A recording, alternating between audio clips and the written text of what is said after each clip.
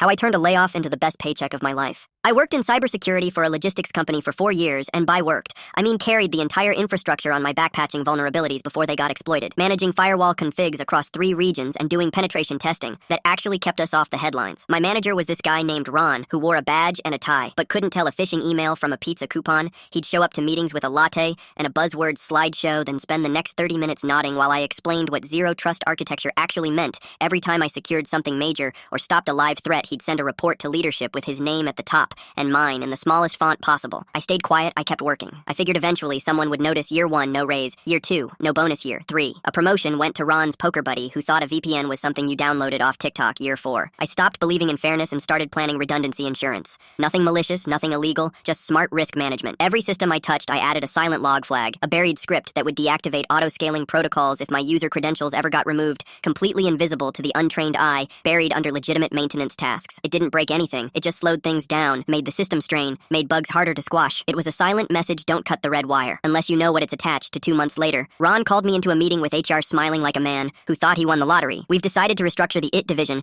Your role is being phased out like I was a trend, not a person. He shook my hand, told me I'd do great somewhere else, and handed me a 2-week severance like a farewell mint. I said thanks, walked out, and waited. Within 10 days, the system started choking. The automated scripts couldn't keep up with peak traffic. Servers were spinning up, but never stabilizing. Database calls began timing out. Reports took hours to generate instead of minutes. Ron blamed the team, blamed the tools, even blamed weather patterns. Meanwhile, I was watching it all from a beach with perfect Wi-Fi and no stress. Then I got the call. It was Ron, stammering through a request for help, claiming nobody else knew the back end like I did, and that they were willing to bring me on as a short-term consultant. I said sure. My rate is $900 an hour, with a non-refundable retainer up front. He didn't even hesitate. I walked into the building in sunglasses and fixed everything in less than a day, then spent the rest of the contract writing documentation so detailed even Ron could understand it. The board figured out what happened within a week. Ron got quietly reassigned to an internal project with no email access, and I got an offer letter for head of security with stock options and a title that actually matched the work I was doing the whole time. Some people say revenge is best served cold, but I prefer mine with a consulting fee and a window office.